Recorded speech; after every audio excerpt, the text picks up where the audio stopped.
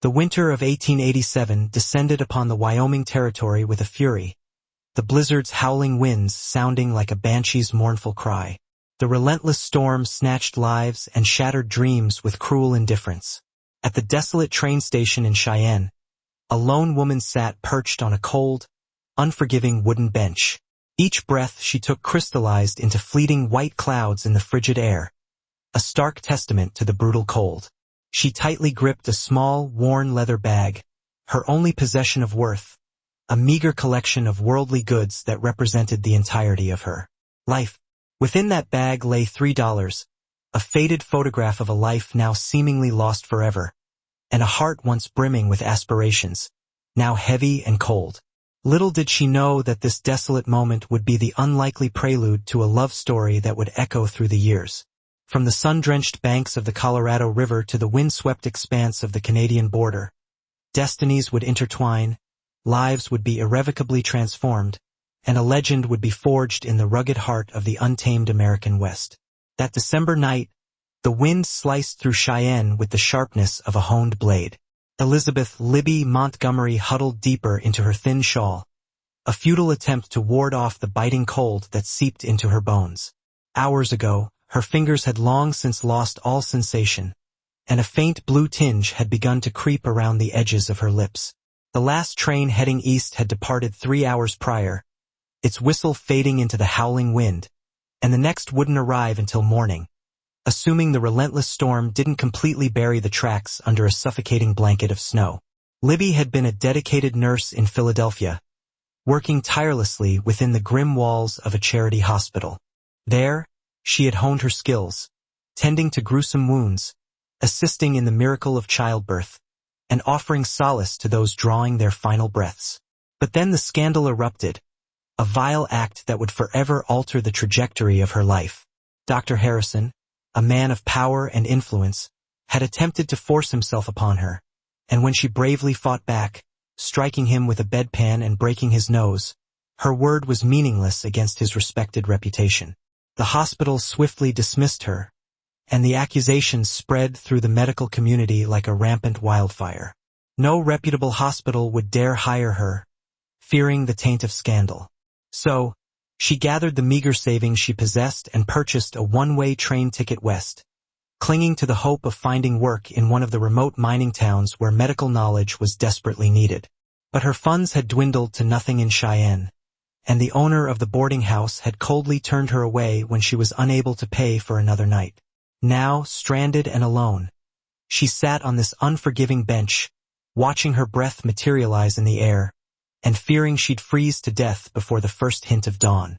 Her small, worn leather medical bag sat beside her, the only remaining symbol of her past life, containing her precious surgical tools, essential medicines, and the few hard-earned certificates that served as proof of her qualifications. The distinct sound of horse hooves crunching on the frozen ground broke through her despairing thoughts, causing her to look up. Through the swirling curtain of snow, she saw a figure approaching on horseback. The man was impressively large, swathed in a heavy coat and a wide-brimmed hat pulled low to shield his face from the wind's icy sting. As he drew closer, she could discern that his horse was a magnificent black stallion, its breath misting in the frigid air, and the man's clothing, while practical for the harsh weather, was clearly of excellent quality. He dismounted with an easy grace and secured his horse to the hitching post before striding purposefully towards the station. She couldn't help but notice the expensive leather of his boots and the confident, assured way he moved, the hallmark of a man accustomed to getting his way. When he pushed open the station door, a gust of wind and swirling snow followed him inside, momentarily obscuring the dim light. "Evening, miss," he said, his voice deep and resonant, as he touched the brim of his hat in a polite gesture. He had a slight drawl, hinting at time spent south, perhaps in Texas. "Mighty cold night to be sitting out here alone." Libby tried to respond, but her teeth were chattering too violently to form coherent words. She managed only a small, almost imperceptible nod. The man studied her with eyes that reflected genuine concern. He appeared to be about 30 years old, with dark hair and a neatly trimmed mustache. Despite the harsh weather and the demands of outdoor life, he was clean-shaven and well-groomed.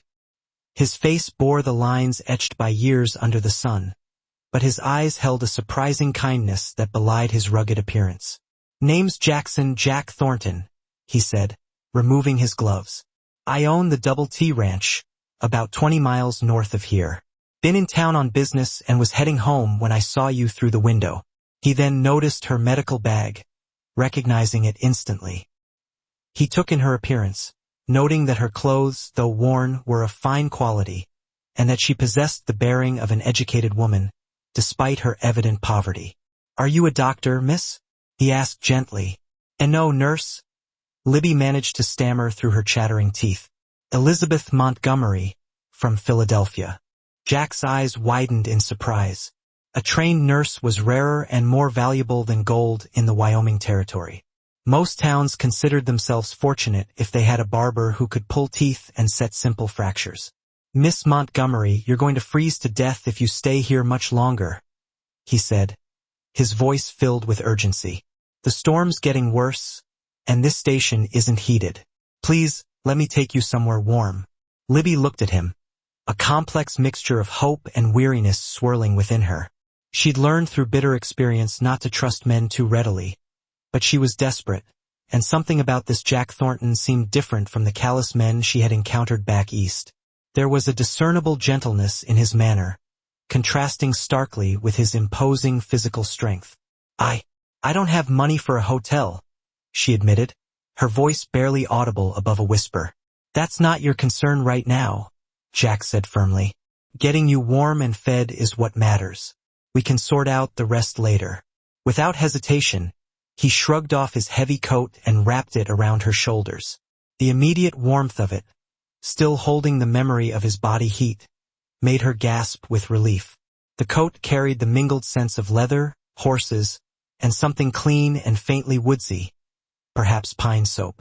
"Can you walk?" he asked. Libby attempted to stand, but her legs were too stiff and numb from the prolonged exposure to the cold.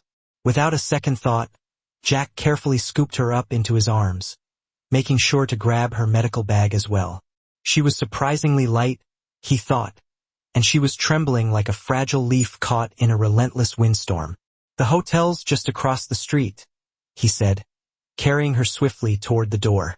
"We'll get you warmed up and fed, and then you can tell me what brings a trained nurse to Wyoming Territory in the middle of winter." As they stepped back out into the fury of the storm, Libby found herself pressed securely against Jack's broad chest, enveloped by his strong arms. For the first time in months, a flicker of hope ignited within her, replacing the despair that had threatened to consume her. She didn't know this man. She was ignorant of his intentions. Yet, against all reason, she found herself instinctively trusting him. Perhaps it was the sheer desperation of her situation that had eroded her usual caution, or perhaps it was something she saw reflected in his eyes, a glimmer of kindness she hadn't witnessed in far too long. Narrator, before we roll back time, tell us where you're tuning in from and hit subscribe for more Wild West tales. The Cattleman's Hotel was undeniably the finest establishment in Cheyenne, a beacon of warmth and relative luxury amidst the harshness of the frontier town. And when Jack Thornton strode through the front door, effortlessly carrying a half-frozen woman in his arms, every head in the bustling lobby turned to stare. The desk clerk, a perpetually anxious thin man named Perkins, hurried over with an expression of obvious concern etched on his face. "Mr. Thornton, sir, what happened?" "Found this lady at the train station, near frozen to death," Jack said, his voice calm and authoritative, still holding Libby securely in his arms. "I need your best room, and send up hot food, coffee, and plenty of blankets immediately. Also, get Doc Williams if he's still in town." "Right away, sir," Perkins said, his movements frantic as he grabbed a key from the board behind him. "Room 12, second floor. Shall I help carry her?" "I've got her," Jack replied, already heading purposefully for the grand staircase. Libby was vaguely aware of the concerned stares and hushed whispers that followed them as Jack carried her through the hotel, but she was too cold and utterly exhausted to care about her reputation. The enveloping warmth of the building was slowly bringing feeling back to her frozen limbs, causing her fingers and toes to tingle painfully as circulation returned.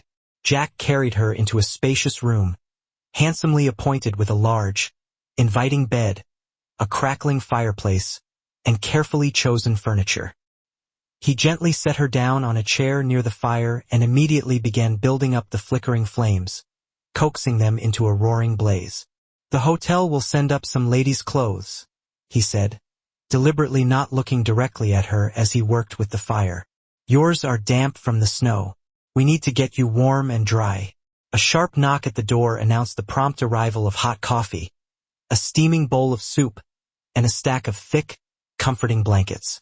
Jack tipped the bellboy generously and sent him away, then poured Libby a cup of coffee, his large hands moving with surprising gentleness. "Drink this slowly," he said, carefully wrapping a blanket around her shoulders. "Too much heat too fast can be dangerous." Libby sipped the coffee gratefully, feeling the welcome warmth spread slowly through her chest. "You seem to know something about medicine yourself," she observed, her voice gradually regaining strength. Jack smiled, a hint of amusement in his eyes. "You learn a few things running a ranch. Men get hurt, animals get sick, and the nearest doctor might be 100 miles away." He pulled up another chair and sat down across from her, maintaining a respectful distance. "But I'm no trained nurse. So what brought you west, Miss Montgomery? If you don't mind my asking." Libby studied his face in the warm glow of the firelight, searching for any hint of deceit. She decided that his eyes seemed honest, and after the extraordinary kindness he had shown her tonight, he deserved at least some explanation. "I worked in a hospital in Philadelphia," she began carefully. "There was trouble. A doctor who wouldn't take no for an answer. When I defended myself, I was dismissed. No hospital back east would hire me after that." Jack's jaw tightened visibly, and she saw a flash of anger ignite in his eyes. "A man forced himself on you?" "He tried to," Libby said, correcting him. "I broke his nose with a bedpan." Despite the serious nature of their conversation, Jack's mouth twitched with the hint of a smile. "Good for you. I hope it hurt." "It did," Libby said, allowing a small, involuntary smile to grace her own lips for the first time in months. "But it cost me my career. I thought maybe in the West, where doctors are scarce, my past wouldn't matter so much." "It doesn't," Jack said firmly. "Out here, we judge people by what they do, not by the lies told about them back east. A trained nurse is worth her weight in gold in this territory." Another knock interrupted them, and a hotel maid entered, carrying an armload of women's clothing. "Begging your pardon, sir, but these are the finest we have. Mrs. Patterson and her roommate donated them," she said. "Any woman caught in this storm deserves all the help we can give." "Thank Mrs. Patterson for her kindness," Jack said, standing up. "I'll wait downstairs while Miss Montgomery changes." "Mr. Thornton," Libby called out as he reached the door. "Why are you helping me? You don't even know me." Jack paused, his hand resting on the doorknob. "Maybe because I know what it's like to be alone in the world," he said quietly, his gaze unwavering. "And maybe because I've been praying for someone like you to come along." He caught himself. "Someone like me, a healer. My ranch hands get hurt regularly, and I've lost good men because there was no one to tend to them properly. But more than that." He turned to face her fully, his eyes filled with a quiet intensity. "I've been looking for someone special, someone with strength and courage, someone who'd break a man's nose rather than let him take advantage of her." With that, he quietly left the room, closing the door gently behind him. Libby sat motionless by the fire, staring at the closed door.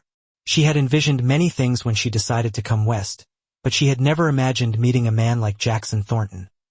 A man rich enough to own his own ranch, kind enough to help a complete stranger, and respectful enough to leave her alone to change clothes without any expectations. She looked at the pile of clothing the maid had brought, a simple but well-made dress of blue wool, undergarments, stockings, and even a pair of boots that appeared to be the right size.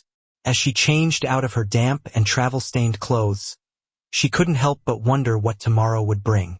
For the first time since the scandal in Philadelphia, she felt a tiny spark of hope ignite within her heart. Libby woke to the warm sunlight streaming through the hotel window and the faint sound of voices drifting up from the busy street below. The storm had passed overnight, leaving the world outside transformed into a pristine wonderland, blanketed in fresh, sparkling white snow. She had slept more soundly than she had in weeks, feeling warm and safe for the first time since leaving her old life behind in Philadelphia. A soft knock at the door made her sit up in bed, her heart quickening with anticipation. "Miss Montgomery, it's Jack Thornton." "Just a moment," she called out, quickly braiding her long brown hair and smoothing the borrowed dress, trying to appear as presentable as possible. When she opened the door, she found Jack standing in the hallway, holding a breakfast tray laden with tempting food. "Morning," he said with a smile that made her heart skip a beat. "Thought you might be hungry. How are you feeling?" "Much better, thank you," she said, stepping aside to allow him to enter the room. "Mr. Thornton, I don't know how to repay your kindness." "Jack," he corrected, setting the tray on the small table by the window. "And you don't owe me anything, though I was hoping we might talk about your plans." They sat across from each other as Libby ate the hearty breakfast of eggs, crispy bacon, freshly baked biscuits, and sweet homemade jam. The food was incredibly delicious, and she realized with a pang how long it had been since she had enjoyed a proper meal. "I don't have many plans," she admitted, after swallowing a mouthful of food. "I was hoping to find work in one of the mining camps, but I'm not sure how to get there, or even which camps might need a nurse." Jack leaned back in his chair, studying her thoughtfully. "Mining camps are rough places for a woman alone. Dangerous, too. Most of those men haven't seen a decent woman in months, and they don't always remember their manners." "I can take care of myself," Libby said with quiet determination, her chin lifting slightly. "I'm sure you can," Jack agreed, his gaze respectful. "But there might be another option. My ranch covers 50,000 acres, and I employ about 60 men year-round. During roundup and branding season, that number goes up to nearly 100. These men work hard and get hurt regularly. Broken bones, cuts, burns, snake bites, you name it." Libby carefully set down her coffee cup, her interest piqued. "You're offering me work?" "I'm offering you a position as the ranch's nurse," Jack clarified.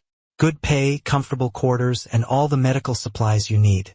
You'd have your own cabin near the main house, and Cookie, that's our cook, would make sure you're well fed." It sounded almost too good to be true. "What would you expect in return?" Jack's expression grew serious, his eyes holding her gaze. "Honest work for honest pay. Tend to the men when they're hurt, help with difficult births among the livestock when needed, and maybe teach some of the hands basic first aid. Nothing more than that." "And you'd expect nothing personal?" Understanding dawned in Jack's eyes, a faint blush rising on his cheeks. "Miss Montgomery, Libby, I'm not the kind of man who'd take advantage of a woman's desperate situation. If something personal were to develop between us, it would be because we both wanted it, not because you felt obligated." Libby studied his face intently, searching for any sign of deception. But his eyes were clear and honest, and everything about his behavior since he had found her at the train station had been that of a perfect gentleman. "How far is your ranch?" she asked, finally breaking the tense silence. 20 miles north.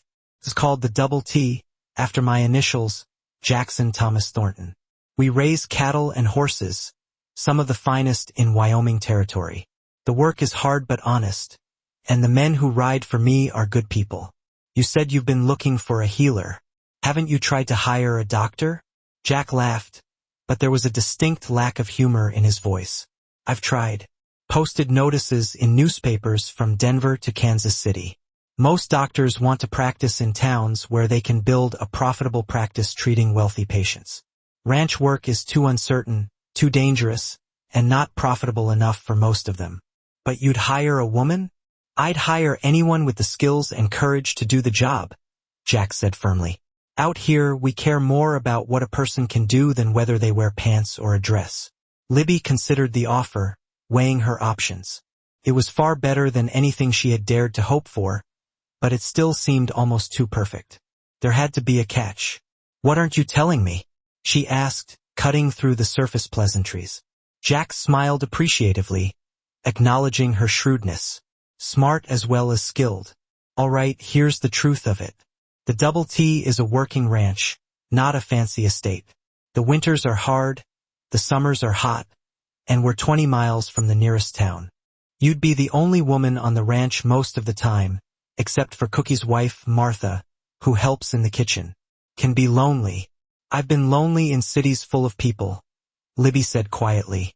At least ranch loneliness would be honest. There's something else, Jack continued, his expression growing serious. I'm not just the owner of the Double T. My family has money, quite a bit of it. My father made a fortune in shipping before the war, and I've done well with investments in addition to the ranch. Some people might say you're trying to catch yourself a wealthy husband. Libby's chin came up defiantly, her eyes flashing with indignation. Let them say what they want. I know my own heart and intentions. I believe you do, Jack said softly, his gaze filled with sincerity. But I wanted you to know what you might be walking into. They sat in comfortable silence for a moment, watching the snow-covered street through the window. Finally, Libby spoke, breaking the silence. When would you want me to start? Jack's face lit up with a wide smile that transformed his weathered features, erasing years of weariness. Does that mean you'll take the position? It means I'll try it, Libby said cautiously. If it doesn't work out for either of us, I'll move on with no hard feelings. Fair enough, Jack said, standing and extending his hand across the table. Welcome to the Double T, Nurse Montgomery. As Libby shook his hand, she felt a distinct spark of electricity pass between them, a connection that surprised and unsettled her. From the unmistakable look in Jack's eyes, he had felt it too. This job might be more complicated than she had initially thought, but for the first time in months, she was genuinely looking forward to the future. The ride to the Double T ranch took 3 hours, winding through a snow-covered countryside that stole Libby's breath away with its raw beauty. Jack had insisted on buying her a warm coat, sturdy riding boots, and other essential clothing items in Cheyenne, firmly refusing to accept her protests about the expense. Consider it an advance on your salary, he had said with a grin that was becoming increasingly familiar and welcome. Now, as they rode side by side through the vast and seemingly endless Wyoming wilderness, Libby felt a profound sense of freedom she had never experienced in her life. Back east, society had suffocated her with its rigid rules and unspoken expectations. Here, the landscape was vast and untamed, stretching as far as the eye could see, with snow-capped mountains looming in the distance and an endless sky overhead. Jack, acting as her guide, pointed out various landmarks along their route. A crystal-clear creek where they often watered their horses, a grove of towering cottonwood trees that provided welcome shelter during the scorching summer roundups, and finally, the carefully maintained boundary markers of the Double T ranch. There she is, Jack said with obvious pride as they crested a small hill, his voice filled with affection for his land. Libby gasped at the breathtaking sight that unfolded below them. The Double T ranch sprawled across a wide valley, resembling a small and self-sufficient town rather than a mere collection of buildings. The main house was large and impressively well-built, constructed of sturdy logs and natural stone, with a wide front porch that seemed to beckon visitors to sit and relax. Nearby stood a bunkhouse that could comfortably accommodate dozens of ranch hands, spacious stables for the horses, a sturdy corral, a well-equipped blacksmith shop, and various other outbuildings, all essential to the smooth operation of a large working ranch. Smoke curled lazily from several chimneys, rising into the clear winter air, and she could see men busily working despite the bitterly cold weather, tending to the endless chores that kept the ranch running. It's beautiful, she said honestly, her voice filled with genuine admiration. Wait until spring, Jack replied, his eyes sparkling with anticipation. When the grass is green and the wildflowers are blooming, there's no prettier sight in all of Wyoming. As they rode into the ranch yard, men began emerging from the various buildings, their faces etched with curiosity and anticipation as they gathered to greet them.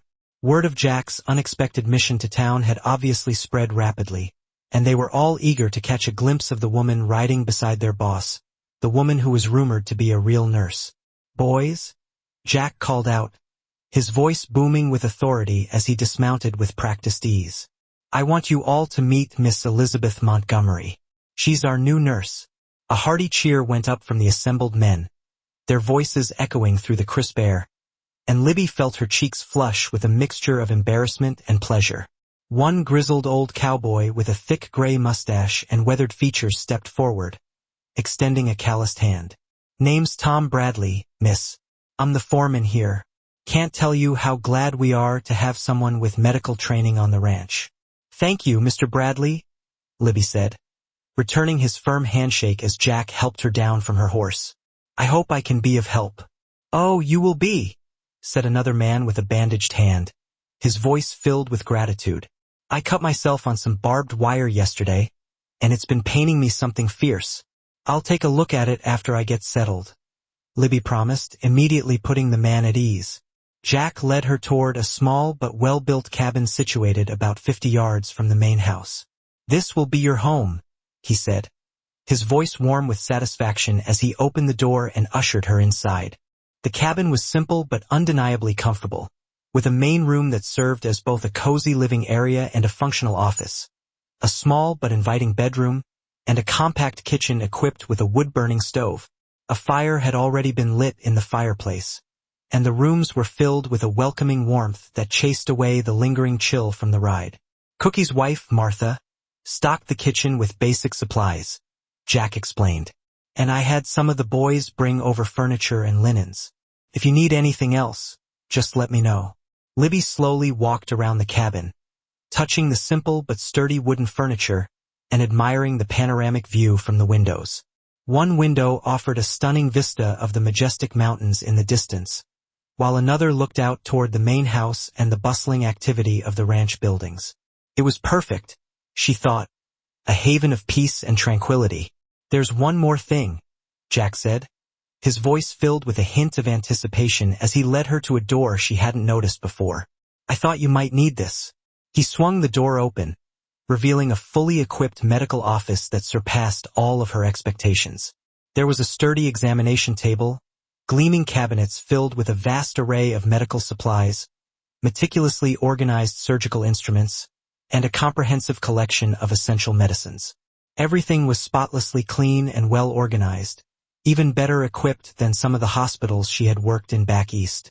"Jack," she breathed, completely overwhelmed by his thoughtfulness and generosity. "This must have cost a fortune." "A good nurse is worth a fortune," he said simply, his eyes meeting hers with unwavering sincerity. "Besides, I ordered most of this months ago, hoping I'd eventually find someone to use it." Libby felt tears prick at her eyes, blurring her vision. After months of relentless rejection and seemingly insurmountable hardship, this unexpected act of kindness was almost too much for her to bear. "Thank you," she whispered, her voice choked with emotion. "Don't thank me yet," Jack said with a reassuring smile. "Wait until you've seen what some of these cowboys can do to themselves. You'll earn every penny of your salary." As if on cue, there was a hesitant knock at the cabin door. Tom Bradley entered, carefully supporting a young cowboy who was hopping awkwardly on one foot, his face contorted in pain.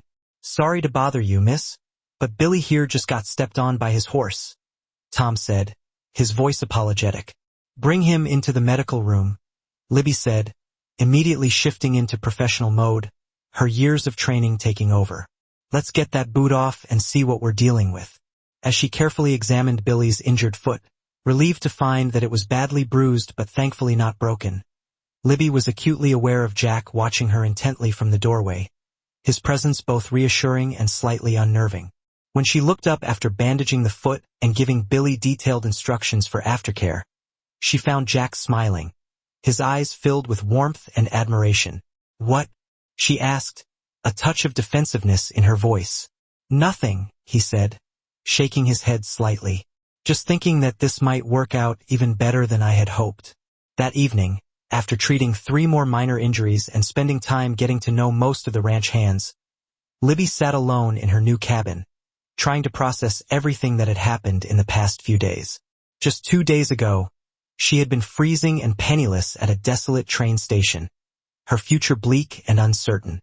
Now she had a job, a comfortable home, and the genuine respect of the men she would be working with. And then, of course, there was Jack Thornton himself. He was unlike any of the men she had known back east, differing significantly from both the refined but often weak gentlemen of polite society and the crude, opportunistic men who had tried to take advantage of her vulnerability. Jack was strong but undeniably gentle, wealthy but refreshingly unpretentious, and he treated her as an equal while still being protective and considerate. A soft knock at her door interrupted her swirling thoughts.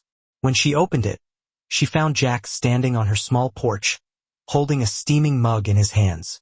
"Thought you might like some hot chocolate before bed," he said, his voice soft and low. "Martha makes the best in Wyoming territory." "That's very thoughtful," Libby said, accepting the mug gratefully, her fingers brushing against his. "Would you like to come in for a few minutes?" Jack hesitated for a moment, a flicker of uncertainty crossing his face. "I don't want to compromise your reputation." "I think my reputation can survive a brief conversation with my employer," Libby said with a teasing smile.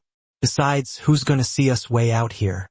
Jack, seemingly reassured, entered the cabin and took a seat near the crackling fireplace, while Libby settled into the comfortable chair across from him, savoring the inviting warmth of the room. The hot chocolate was indeed delicious, rich, and deeply warming, chasing away the lingering effects of the cold and fatigue. "How are you settling in?" he asked, his voice gentle and genuinely concerned. "Better than I dared to hope," she admitted, her gaze meeting his. "The men have been incredibly respectful. The cabin is perfect, and that medical room is better equipped than some city hospitals." "Good," Jack said, his voice filled with satisfaction. He then fell silent, his gaze fixed on the dancing flames in the fireplace, his brow furrowed slightly as if lost in thought. "What is it?" Libby asked, sensing that something was troubling him. "I want to be honest. There's something I've been wanting to discuss with you." Jack finally broke the silence, his gaze fixed on the crackling fire. "The truth is, when I encountered you at that train station, it wasn't entirely a matter of happenstance." Libby placed her cup on the nearby table, a sudden wariness clouding her expression. "What exactly are you implying?" "Well," Jack began, shifting slightly in his chair, "I was indeed in town on business, as I mentioned. However, I was also discreetly making inquiries, hoping to find a qualified nurse or doctor for the ranch. As fate would have it, the hotel clerk mentioned a woman with medical training who had been asking about employment opportunities earlier that very day. On a hunch, I decided to head over to the station, hoping it was you. So, in a way, I was looking for you, Libby." A myriad of emotions flickered across Libby's face. "So you knew who I was?" Jack hesitated, then responded, "I knew a trained nurse was expected to arrive on the evening train from the east. Beyond that, I didn't know your name, your story, your circumstances until I actually found you there, sitting on that bench." Libby paused, absorbing the information. "Why didn't you tell me this sooner? Why wait until now?" Jack leaned forward, his expression earnest. "Because I wanted you to accept the job solely based on its merits, on the opportunity itself. I didn't want you to feel any sense of obligation to me, to the man who rescued you from the cold. I wanted you to want the position for what it offered, not out of gratitude." His reasoning made perfect sense, and Libby found herself respecting him even more for his candor. "Is there anything else I should know? Anything else you've been holding back?" Jack met her gaze directly, his eyes holding hers with an intensity that made her heart skip a beat. "Just this, Libby. I'm attracted to you. I have been from the moment I first saw you sitting in that station, a beacon of grace amidst the hustle and bustle.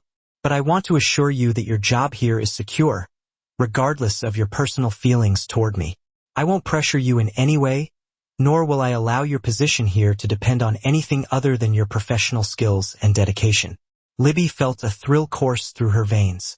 The attraction was mutual, a silent current that had been building between them since her arrival. She deeply appreciated his straightforwardness, his respect for her autonomy.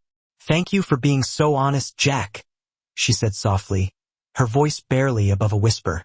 "And just for the record, the attraction isn't entirely one-sided."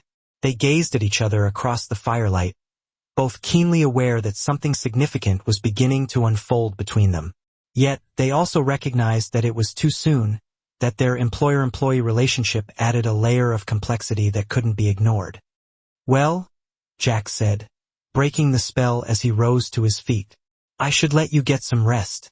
Tomorrow, Cookie is eager to show you around the kitchen gardens, and Martha is thrilled to give you the full tour of the ranch. You'll see everything." "Jack," Libby called out as he reached the doorway, her voice filled with genuine gratitude. "Thank you for everything. I haven't felt this hopeful about the future in a very long time." "Neither have I," he replied quietly, his gaze lingering on hers for a moment before he turned and disappeared into the night, leaving Libby alone with her thoughts in the warm, comforting glow of possibility. Spring arrived early in the Wyoming territory that year, painting the landscape with vibrant hues of green and gold. And with it, Libby settled into her new life at the Double T Ranch, embracing her role with enthusiasm and dedication. She treated everything from broken bones sustained in riding accidents to venomous snake bites, skillfully delivered foals and calves, and even lent a hand to Martha in the kitchen garden during quieter moments, her medical duties allowing. The Cowboys, initially hesitant, had come to trust and respect her immensely, often seeking her advice on matters that extended far beyond medicine, from personal dilemmas to strategies for winning at poker.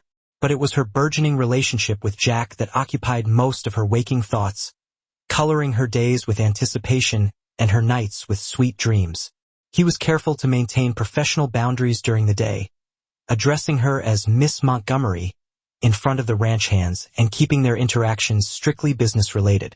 However, their evening conversations on her cabin porch had become a cherished routine, a sacred space where they could shed their roles and simply be themselves. They talked about everything and nothing: his dreams for the ranch, his vision for its future as a sustainable and thriving enterprise, her experiences back east, the stifling societal expectations she had chafed against, their hopes for the future, a shared vision of a life filled with purpose, connection, and love.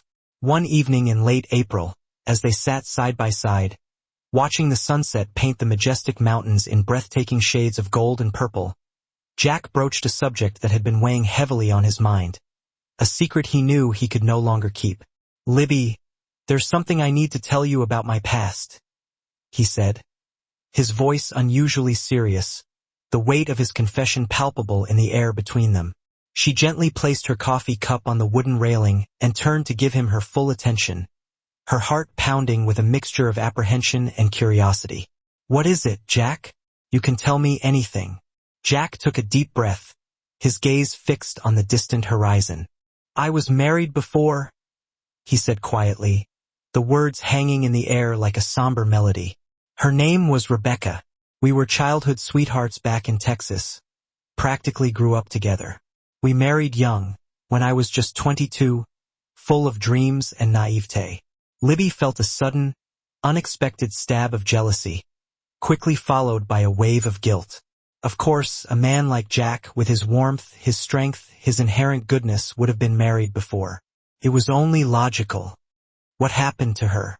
she asked gently, her voice laced with compassion. "Fever took her 3 years ago," Jack said, the pain still evident in his voice, a deep ache that time had not completely healed. "We'd been trying to have children, longing to start a family, but it never happened. When she died, I felt like my chance at happiness died with her.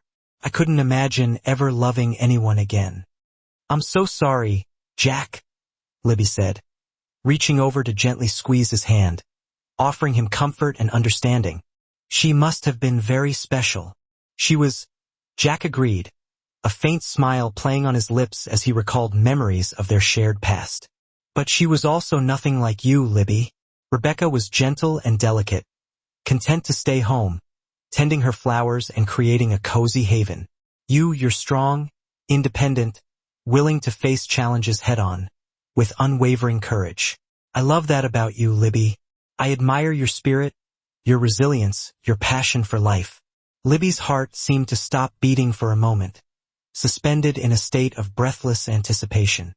"Jack, I know it's too soon," he said quickly, his voice tinged with a hint of desperation.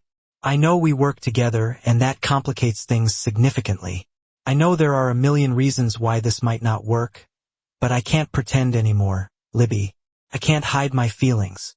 My feelings for you are far more than just professional respect, more than just admiration. They run deeper than I ever thought possible. Mine aren't either, Jack, Libby admitted, her voice barely audible. But you're right. It is complicated. What would the men think? What would people in town say? We live in a world of gossip and judgment, where everyone has an opinion. I don't care what they say, Jack said firmly, his eyes blazing with conviction. Their opinions are irrelevant. But I care what you think, Libby. I care what you want. Your happiness is paramount to me.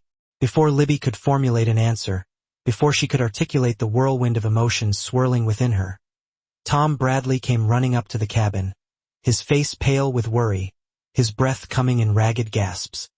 Boss, Miss Libby, there's been an accident. Lightning spooked the horses, and young Danny got trampled. He's hurt bad, real bad. Libby was on her feet instantly, her personal feelings immediately pushed aside by her unwavering professional duty. Where is he? Take me to him now.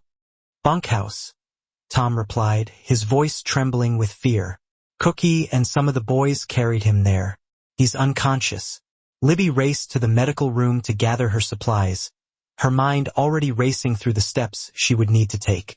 Meanwhile, Jack sprang into action, saddling horses to ride for the doctor in Cheyenne, knowing that time was of the essence. But when she reached the bunkhouse and saw Danny's injuries, the extent of the trauma laid bare under the flickering lamplight, Libby knew in her heart that there wasn't time to wait for the doctor. Every second counted. The 18-year-old cowboy was unconscious, his chest crushed, his breathing shallow and labored.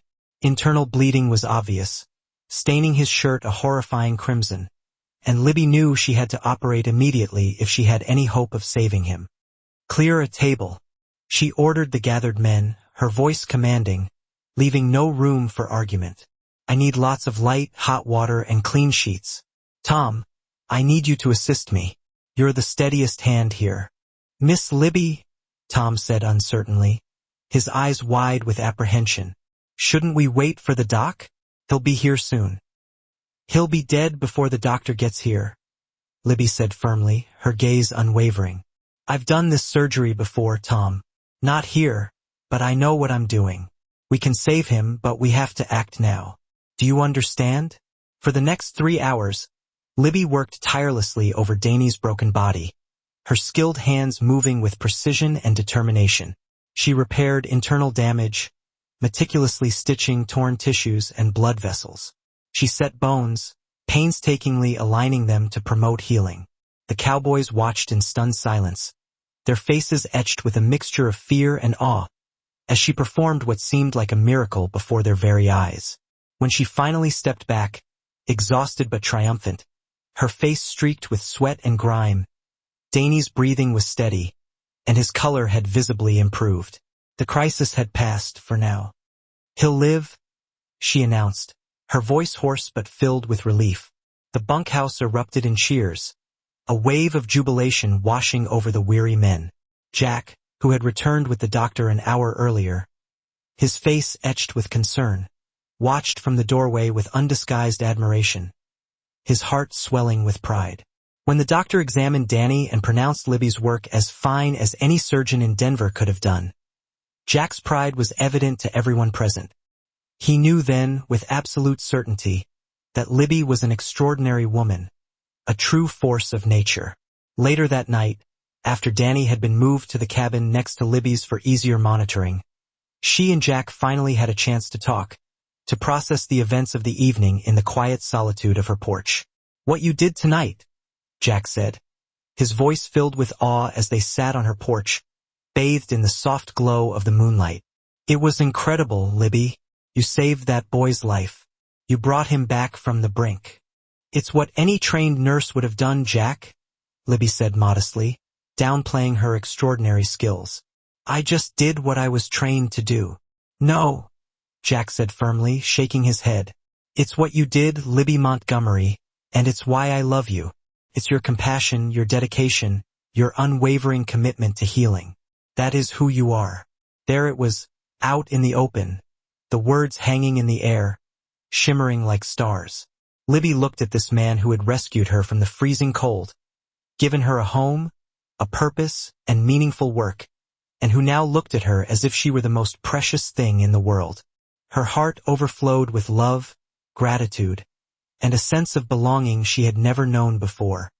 "I love you too, Jack," she said simply, her voice filled with sincerity. Jack leaned over and kissed her then, a gentle, sweet kiss under the star-filled Wyoming sky, a kiss that sealed their connection, a promise of a future filled with love and happiness. When they broke apart, both were breathing hard, their eyes shining with unspoken emotions. "Marry me, Libby," Jack said, his voice low and urgent. "I know it's fast. I know it's complicated. I know there are challenges ahead, but I can't imagine my life without you now, Libby. You've brought light and joy back into my world." "Jack," Libby began, her voice trembling with emotion, but he held up a hand, silencing her. "You don't have to answer tonight," he said, his gaze filled with tenderness. "Just promise me you'll think about it. Consider what we could have together." "I will," she promised, a smile playing on her lips, though in her heart she already knew her answer. Word of Jack's proposal spread through the ranch faster than wildfire, carried on the wind, whispered in the bunkhouse, and shared over steaming cups of coffee. And to Libby's surprise, the reaction was overwhelmingly positive, a chorus of support and well wishes. The Cowboys had come to love and respect her, not just for her medical skills, but for her kindness, her unwavering spirit, and her genuine care for their well-being. And they could see how happy she made their boss, how she had brought a spark back to his eyes that had been missing for far too long. Even Tom Bradley, initially skeptical about having a woman on the ranch, especially one with such strong opinions, gave the match his wholehearted approval, a testament to the transformative power of love and acceptance. "Never seen the boss smile so much," he told Libby one morning as she checked on Danny's recovery, her touch gentle and reassuring. "You're good for him, Miss Libby. Good for all of us." The wedding was planned for the first Saturday in June, a date that held the promise of warmth, sunshine, and new beginnings. It quickly became the social event of the season in that part of Wyoming territory, a celebration that would bring together people from all walks of life, united by their shared joy for Jack and Libby. Cowboys from neighboring ranches, townsfolk from Cheyenne, and even some of Jack's business associates from Denver came to witness the union of the millionaire rancher and his extraordinary nurse, their love story captivating the hearts of everyone who heard it. Libby wore a dress of ivory silk that Jack had ordered specially from San Francisco, a gown fit for a queen. Martha, with her deft hands and artistic eye, had woven wildflowers from the prairie into her hair, creating a crown of natural beauty. She looked radiant as she walked down the makeshift aisle between the ranch buildings, her steps filled with purpose and joy, with Tom Bradley proudly escorting her in place of the father she'd lost so many years earlier.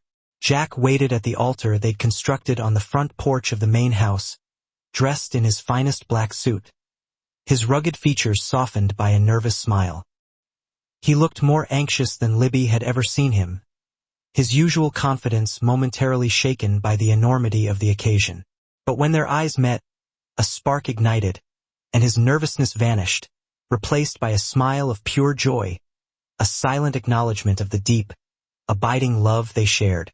The ceremony was performed by the circuit preacher who traveled through the territory, his words about love, commitment, and partnership seeming especially meaningful given how Jack and Libby had found each other, two souls from different worlds, brought together by fate and bound by love.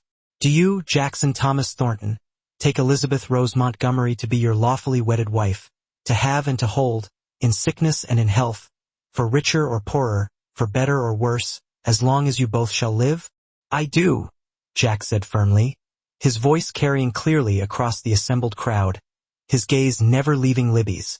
"And do you, Elizabeth Rose Montgomery, take Jackson Thomas Thornton to be your lawfully wedded husband, to have and to hold, in sickness and in health, for richer or poorer, for better or worse, as long as you both shall live?" "I do," Libby replied, her voice strong and sure, filled with love and conviction. When the preacher pronounced them husband and wife, Jack's kiss was passionate enough to draw cheers and whistles from the Cowboys, a raucous celebration of their newfound union. Libby blushed but didn't pull away, reveling in the warmth of his embrace, secure in the love they shared, a love that had overcome every obstacle and blossomed into something truly extraordinary. The celebration that followed was legendary, a testament to the generosity and spirit of the Double T Ranch.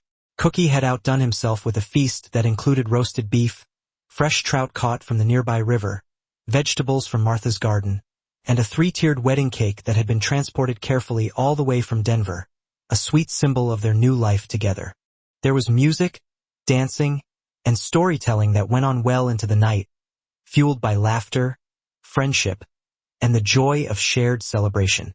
But perhaps the most meaningful moment came when Danny, still recovering from his injuries but determined to attend the wedding, stood to make a toast, his voice filled with gratitude.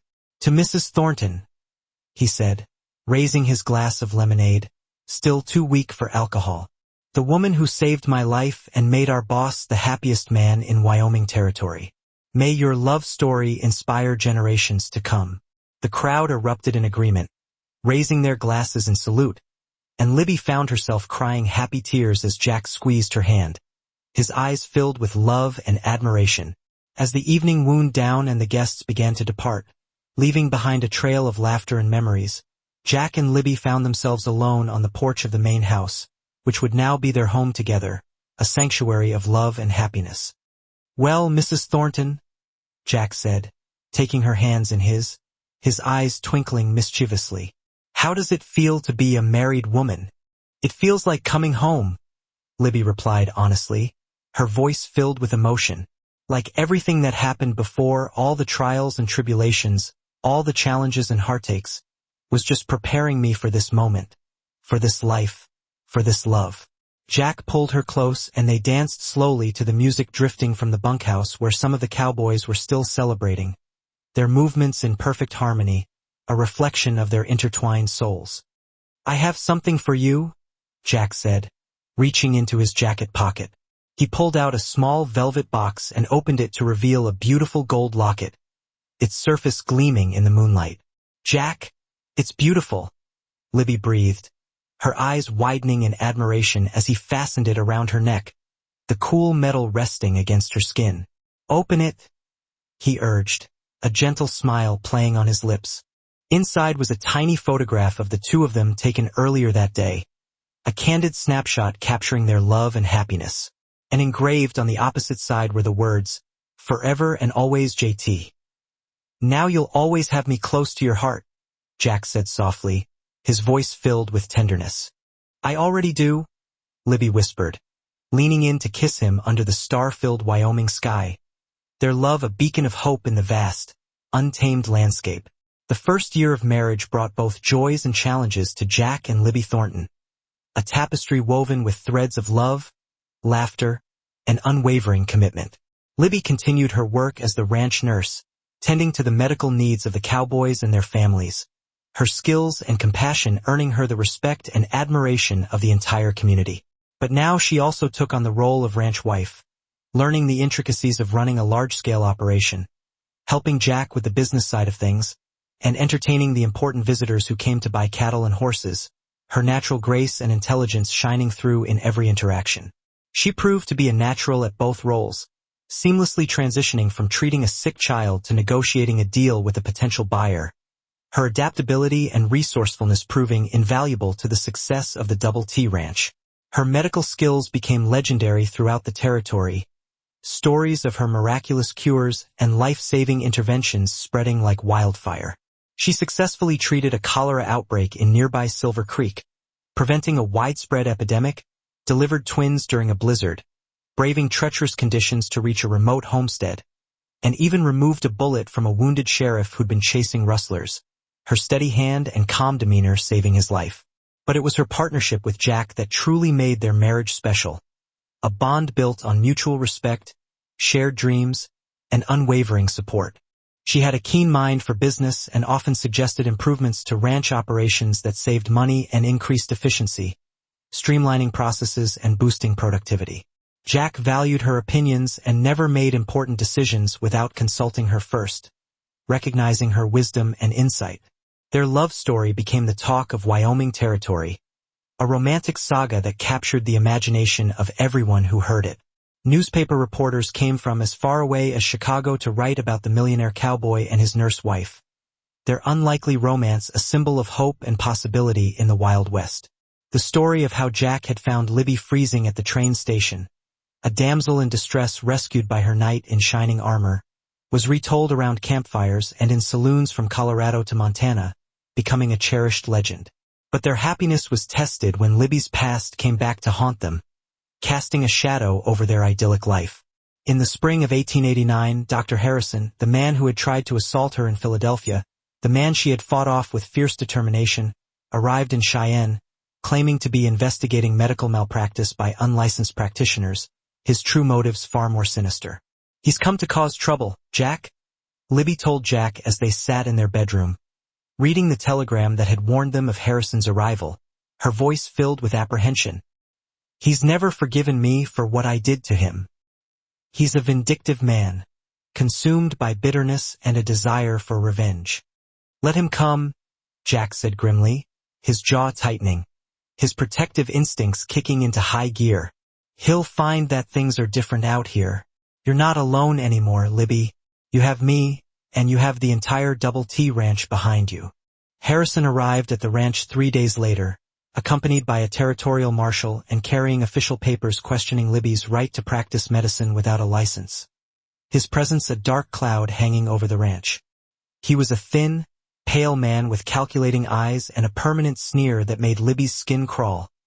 His very presence a reminder of the trauma she had endured. "Mrs. Thornton," he said with mock politeness, his voice dripping with sarcasm. "Or should I say, Miss Montgomery? I'm here to investigate reports of illegal medical practice. I believe you've been misrepresenting your qualifications." "My wife is a trained nurse," Jack said, stepping protectively in front of Libby, his voice low and menacing. "She has certificates proving her education and experience, and she has the gratitude of every person she's ever treated. Certificates that are meaningless if she's been dismissed from her position for moral turpitude." Harrison replied smoothly, his eyes glinting with malice. "Did you tell your husband about your behavior back in Philadelphia, my dear? Did you mention the circumstances surrounding your departure?" "I told him about a coward who tried to force himself on me and got his nose broken for his trouble," Libby said, her voice steady despite her racing heart, her eyes blazing with defiance. "I defended myself as any woman would." "Your word against mine," Harrison said with a condescending smile. "And I'm a respected physician, a man of science, while you're just a woman of questionable virtue. Who do you think they'll believe?" That was as far as he got before Jack's fist connected with his jaw, sending him sprawling in the dirt, his body crumpling like a discarded doll. The marshal reached for his gun, but found himself facing 30 angry cowboys who had appeared seemingly from nowhere, their eyes narrowed, their hands hovering near their own weapons. "Now see here," the marshal said nervously, his voice trembling with fear. "I'm a federal officer. I'm just doing my job. And I'm a citizen of Wyoming Territory," Jack said calmly, though his eyes were blazing with anger. "And I'm protecting my wife from a liar and a scoundrel. You want to question my wife's credentials? Fine. Let's go to town and have a proper hearing. We'll let the people of Wyoming decide her fate." The hearing was held in Cheyenne's courthouse 3 days later, and it seemed like half the territory showed up to support Libby, their presence a testament to her kindness, her skill, and her unwavering dedication to the community. Patient after patient testified about her skill and compassion, recounting stories of her selflessness and her unwavering commitment to their well-being. The doctor from Cheyenne spoke eloquently about her surgical abilities, praising her skill and her quick thinking. Even the territorial governor, who had met Libby at a social function, sent a letter praising her contributions to the territory's medical care, highlighting her vital role in keeping the community healthy and safe. Harrison's accusations fell apart under scrutiny, his lies and half-truths exposed for what they were. It was revealed that he had been dismissed from his own hospital position for drinking and incompetence, a fact he had conveniently omitted. And it was revealed that he had harbored a grudge against Libby for years, fueled by his wounded ego and his insatiable desire for revenge. When Tom Bradley testified about how Libby had saved Danny's life, performing surgery that no one else in the territory could have done, the room fell silent, his words carrying the weight of truth and gratitude. The judge's decision was swift and decisive, his voice resonating with authority. "Mrs. Thornton," the judge said, "your service to this territory has been exemplary. Your nursing certificate is hereby officially recognized by the territorial government, and you are authorized to practice medicine throughout Wyoming Territory. You are a credit to our community, and we are fortunate to have you. As for you, Dr. Harrison, I suggest you leave our territory immediately before these good people decide to show you the same hospitality you've shown their beloved nurse." The judge continued, his voice dripping with disdain. The courtroom erupted in cheers, a wave of relief and jubilation washing over the crowd. Libby found herself swept up in Jack's arms as he spun her around in celebration, his laughter echoing through the room. "It's over," he whispered in her ear, his voice filled with relief. "He can't hurt you anymore, Libby. He's gone." "We did it together, Jack," Libby replied, looking into his eyes, her heart overflowing with love and gratitude. "We can face anything as long as we're together." That night, as they celebrated with their friends and neighbors, their faces flushed with happiness, Libby realized that her love story with Jack had become something bigger than just their personal happiness, their individual desires. They had become symbols of the American dream, a beacon of hope in a land of endless possibilities. They had become living proof that in the Wild West, people could reinvent themselves, that hard work and love could overcome any obstacle, that dreams could come true, no matter how improbable they seemed. By 1892, 5 years after their marriage, Jack and Libby Thornton had become one of the most influential couples in Wyoming Territory, their names synonymous with success, generosity, and unwavering commitment to their community. The Double T Ranch had expanded to over 100,000 acres, a sprawling empire of cattle and horses, and their livestock were renowned throughout the West, fetching top dollar at auctions and shows. But it was their contributions to the community that truly set them apart, their acts of kindness and philanthropy touching the lives of countless individuals.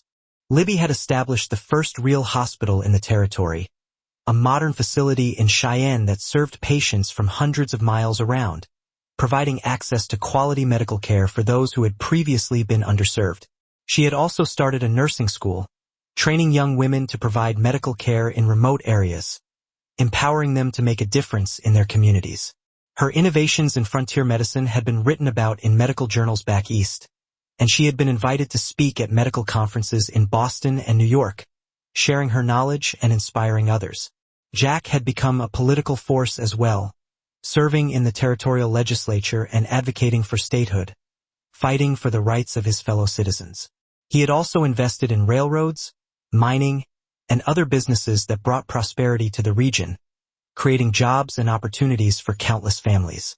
But perhaps his greatest achievement was the town he had built on the southern border of the ranch, Thornton, Wyoming, a thriving community complete with schools, churches, shops, and homes for the families of his employees, a testament to his vision and his commitment to creating a better life for those around him.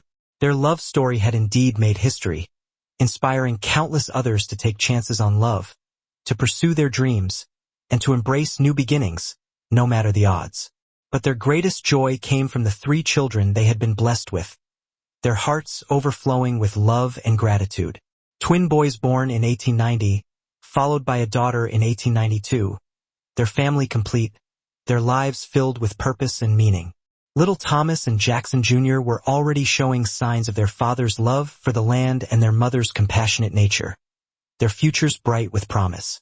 Baby Rebecca, named for Jack's first wife with Libby's blessing, a gesture of respect and remembrance, was the light of their lives, her presence bringing them immeasurable joy.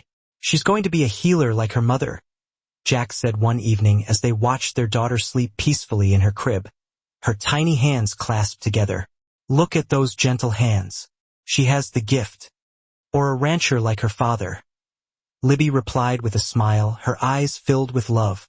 Those hands look strong enough to handle horses, too. She's a Thornton through and through. Maybe both, Jack said, pulling his wife into his arms, his voice filled with affection. In this family, we believe in unlimited possibilities. She can be anything she wants to be. As they stood together, watching their children sleep, their hearts overflowing with love, Libby reflected on the incredible journey that had brought them to this moment. From that freezing night at the train station to this warm, love-filled home. It had been an adventure beyond her wildest dreams, a testament to the power of love, the promise of the American West, and the unwavering spirit of two people who dared to believe in the impossible. Do you ever regret it? Jack asked, as if reading her thoughts, his voice soft and tender. Leaving Philadelphia, coming west, taking a chance on a rough cowboy? Never, Libby said firmly, her voice filled with conviction. That night you found me at the station was the luckiest night of my life. Everything that happened before, all the hardship and heartache, was just preparing me to be your wife and the mother of your children. It was all worth it for this. I love you, Libby Thornton, Jack said, kissing her forehead, his voice filled with adoration. More than I ever thought possible. And I love you, Jackson Thornton, she replied, her voice filled with tenderness. Forever and always. Outside their window, the Wyoming wind whispered through the cottonwood trees, carrying with it the sounds of the ranch settling down for the night, the gentle rustling of leaves, the distant howl of a coyote. In the distance, a cowboy played a soft tune on his harmonica, the melody drifting through the air, a soothing lullaby. The cattle lowed peacefully in the fields, their contented sounds a reassuring presence. Years later, when historians wrote about the early days of Wyoming, they always included the story of Jack and Libby Thornton, their love story becoming a cherished part of the state's rich history. Their love story became legend, told and retold around campfires and in books, inspiring generations of Americans to believe in the power of love to overcome any obstacle, to take risks, and to pursue their dreams with unwavering determination. The Double T Ranch continued to thrive under their children's leadership, their legacy of hard work, generosity, and unwavering commitment to the community living on. Thomas became a respected cattleman, following in his father's footsteps, and served as Wyoming's first state senator, advocating for the rights of his fellow citizens. Jackson Jr. became a doctor, following in his mother's footsteps, and established hospitals throughout the growing state, providing access to quality medical care for those in need. Rebecca married a fellow rancher and raised 6 children of her own, passing down the family stories of courage, love, and perseverance, ensuring that their legacy would live on for generations to come. The town of Thornton grew into a thriving city, a testament to Jack's vision and his commitment to creating a better life for those around him. The hospital Libby founded became a major medical center, serving patients from all over the region. Her nursing school graduated hundreds of women who carried her legacy of compassionate care throughout the American West, her influence shaping the future of healthcare in the state. But perhaps the most enduring legacy of Jack and Libby's love story was the example they set for others, their lives a testament to the power of love to transform lives and inspire hope. They proved that love could blossom in the most unlikely circumstances, that two people from different worlds could build a life together based on mutual respect, shared dreams, and unwavering commitment. In the museum in Cheyenne, visitors can still see Libby's medical bag, the one she carried that cold night in 1887 when she sat freezing at the train station, her hopes dwindling. Next to it is Jack's wedding ring, a symbol of their unbreakable bond, and a copy of their marriage certificate, a tangible reminder of their commitment to each other. But the real monument to their love isn't in any museum. It's in the hearts of the